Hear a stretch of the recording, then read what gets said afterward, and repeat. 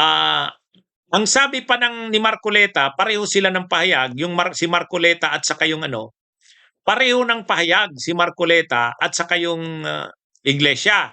Sabi nila, ah, paano naman naging plunder? Hindi naman public funds ang involved dito, private naman. Oh, 'yun ang argumento nila eh.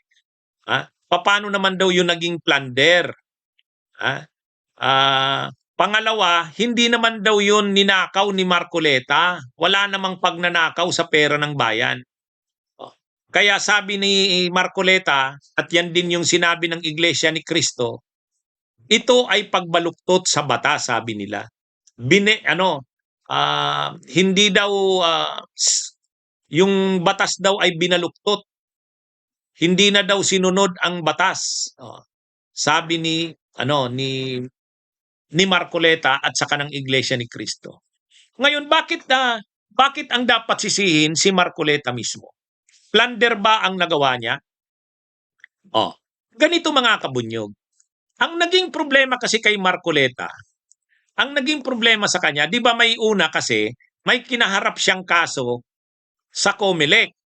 Ang kinaharap niyang kaso sa COMELEC, ay tungkol sa, ang kinaharap niyang kaso, tungkol sa paggasto sa eleksyon. Ito yung nangyari mga kabunyog. Kinuha ko ito sa Rappler. Ano yung naging kaso kasi ni Marcoleta sa una? Si Marcoleta kasi tumakbo sa eleksyon noong May 2025. Pagkatapos talaga kasi ng eleksyon, obligado kang mag-submit ng SOSI mo, yung Statement of Contributions and Expenditures. Okay, nag-submit si Marcoleta ng SOSI. Ano ang dineclare niya? Ang dineclare niya sa SOSI niya, ang nagastos niya raw sa elections ay 112 million. 112 million. May donation ba siya? Wala. Zero. Kaya yung SOSI niya, ang nakadeclare doon, ang nakadeclare doon ay 112 million ang gastos niya. Ang donation, zero. Nung nakaupo na siyang senador, kasi nanalo siya, dineclare niya na ang net worth niya 51 million pesos nitong 2025. So ang tanong ngayon, paano nangyari yun? Gumastos ka ng 112 million? Wala ka namang donations na dineclare? Tapos ang net worth mo 51 million. Doon ang nagka-problema. Ito yun mga kabunyog. Marcoleta declared a net worth of 51 million pesos in 2025. Yet he spent 100 million pesos for his senatorial bid despite declaring zero contributions. Ito yung pinakamalaking pagkakamali ni Marcoleta. Ulitin ko ito yung balita ng Rappler at hindi, public knowledge to, ito yung ginawa niya. Marcoleta declared a net worth of 51 million pesos in 2025. Yet he spent 112 million pesos for his senatorial bid despite declaring zero contributions. So napaka-inconsistent mo. Bakit inconsistent? Wala kang contributions, zero na natanggap. Tapos gumastos ka ng 112 million, pagkatapos ang salin mo, net worth mo, 51 million, ay ano ba yan? Doon siya ngayon nalagay sa alanganin. Kawiin ko, mali pala. Pasensya na, mali yung na-submit ko. Pwede ba yun? Laban-laban, bawi-bawi. Walang ganun. Ay yung mga salin, official document yan. Statement of Assets, Liabilities, and Net Worth. Yung SOSI din, Statement of Contributions and Expenditures, din yun? Official document din yun. Notarized yun. Sinumpaan mo yun. Anumang dineclare mo doon, totoo yun. So yan ngayon mga kabunyog ang problema. So anong ginawa ni Marcoleta? Ang ginawa ni Marcoleta, may programa siya sa TV. Doon sa Net25, napanood ko pa yun eh. Kausap niyo yung dalawang co-hosts doon. Sabi niya, alam mo Jen yata yung pangalan ng kasamahan niya doon. Alam mo Jen, sabi ni Marcoleta, proud na proud pa siyang magsabi. Alam mo Jen, ganun yung pagkakasabi niya. Ang totoo, Marami namang nag-donate sa akin. Marami akong kaibigan. Kaya lang, yung mga kaibigan ko na nag-donate, nakiusap, wag ko daw silang i-declare. Kaya hindi ko sila dineclare. Patay! Isa na namang problema yung ginawa niya na yun. Bakit? Bakit problema yun? Bawal na hindi mo i-declare ang mga donors mo. Nakalagay sa ano yan. O yun, isa ng problema yun. Kaya ang nangyari dito mga kabunyog, may problema si Marcoleta, tapos nagpaliwanag siya, yung paliwanag niya, public yung paliwanag niya nasa TV siya O, mali na naman. Nag-create na naman ng another problem. Yun ang problema ni Marcoleta. Sabi nga ni Ronald Llama sa aming programang Dos Amigos, ang problema, abogado siya tapos, di ba? Yun yung naging problema dyan mga kabunyog, mga kababayan. Doon nagsimula yan sa mga sinabmit niya sa COMELEC. Ngayon, ang problema ng mga sinabmit niya sa COMELEC, notaryado yan, sinumpaan niya yan, sworn yan. So ngayon, paano mo ngayon masasabi na inimbento yung kaso niya? Paano mo masasabi na inimbento o gawa-gawa ang ebidensya sa kanya? Siya mismo ang nag-provide ng ebidensya laban sa kanya. Kaya ang title ko ngayon, si Marcoleta ang dapat nasisihin ng iglesia. O ngayon, dahil may problema na yung ginawa niya, nagpaliwanag na naman si Marcoleta, submit na naman siya ng bagong sagot.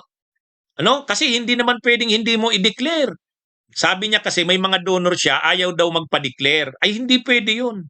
Ang palusot niya na naman, bago na naman, submit na naman siya ng bago. Nag-submit na naman siya ng bagong paliwanag sa COMELEC para malusutan ang kaso. O ganito na naman ang paliwanag niya.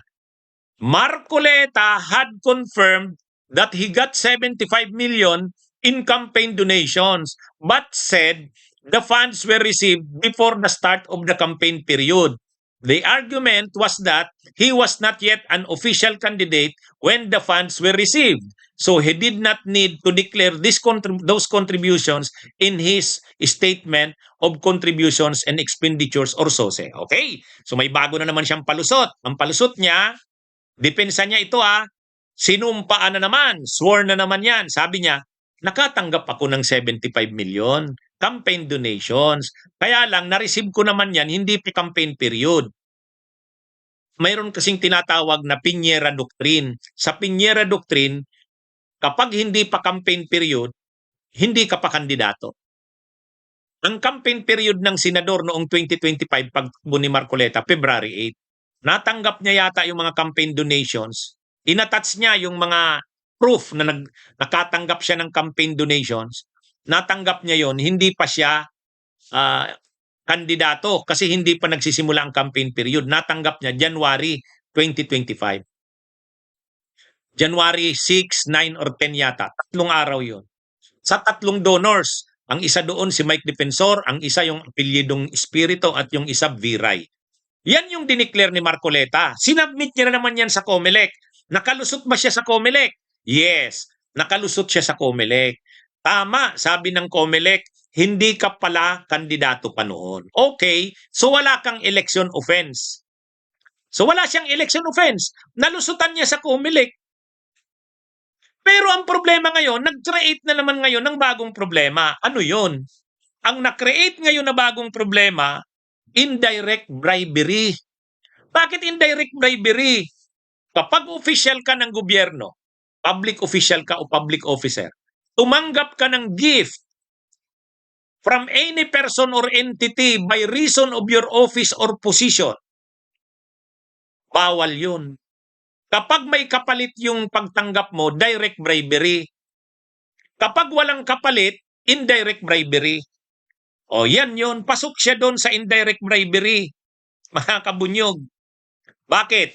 Tumanggap siya ng gift, donation, 75 million pesos. Natanggap niya,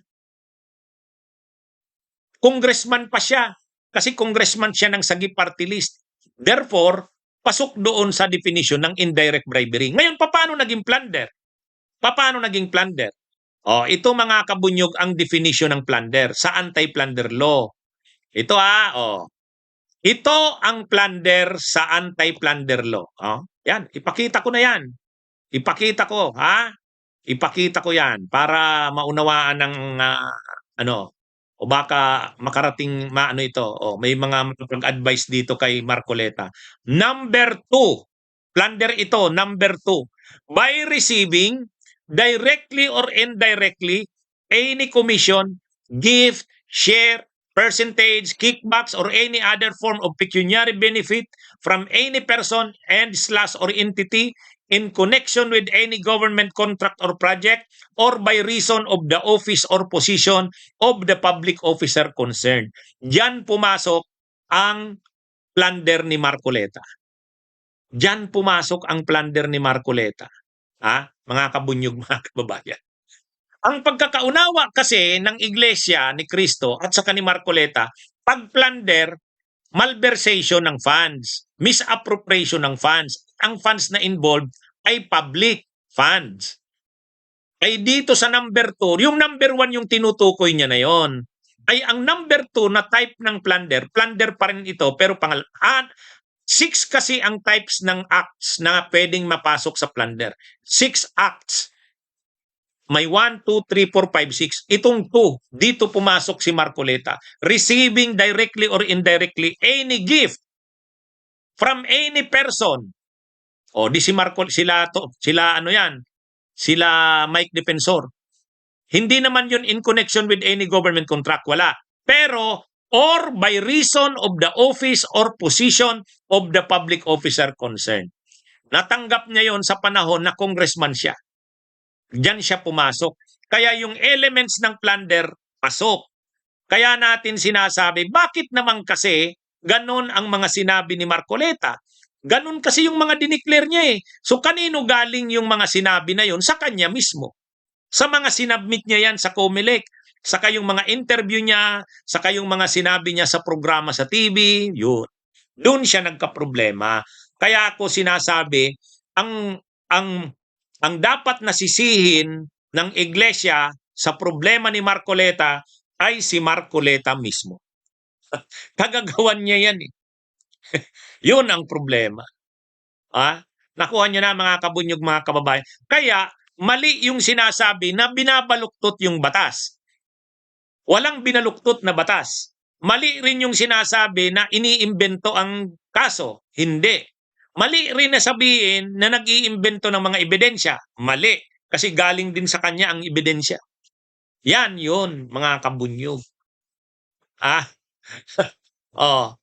Yan yung problema. Siguro mas dapat na sabihan kasi ng Iglesia ni Cristo si Marco, ikaw naman kasi senator.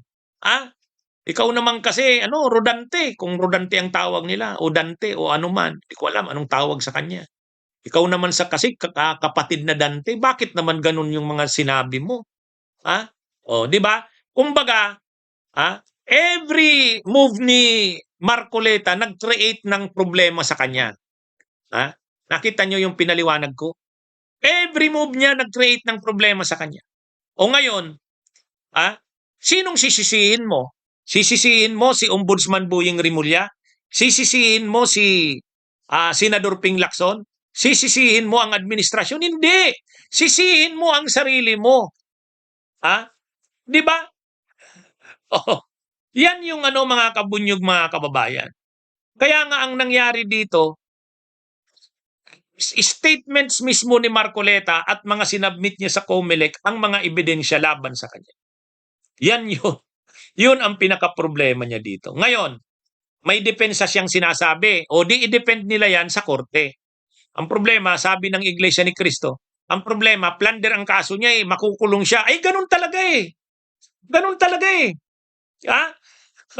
Di ba? Yan yung mga kabunyog, mga kababayan. Kaya di ba, minsan mga sinasabi, I invoke my right to remain silent. May ganun yun eh. Ini-invoke mo. Ito kasi si Marcoleta, talkative. Tama si Arnel Espinosa. Ay si Marcoleta talagang yan eh. Salita ng salita yan eh. Akala niya tama yung mga sinasabi niya. Akala niya tama pa yung ginagawa niya. Ay dito napatunayan, hindi, mali pala. Ano yun? Babawiin niya ba yun? Hindi na. Kaya nakaligtas siya sa kaso sa COMELEC, pero hindi siya nakaligtas sa plunder. O yun, mga kabunyog. Ngayon, bakit mas mabilis yung kaso niya kaysa doon sa ibang mga may kaso? Ang kaso niya kasi hindi naman plunder tungkol sa flood control. Iba ang plunder niya eh. Ang plunder niya yung number 2, yung binasa ko kanina. O. Okay. So yan mga kabunyog, mga kababayan ha. Yan ang paliwanag. Kaya magrarally sila ngayon, ang mga iglesia, suporta kay Marcoleta, nakakahiya. Kasi kagagawan naman ni Marcoleta, bakit nagkakaganyan siya eh. Sa totoo lang. Okay, mga kabunyog, mga kababayan, sana nakatulong itong paliwanag natin tungkol sa mga nangyayari ngayon. Okay, mga kabunyog, mga kababayan, magandang araw po sa inyong lahat. Mabuhay po tayo. Bunyog, bunyog, halikan na kasama ka. Bunyog, kapag buklod ay may pag-asa. Luzon, Visayas, Mindanao, isa ang pananaw. Sa bagong Pilipinas ang bunyog isisigaw. Bunyog, bunyog, bunyog.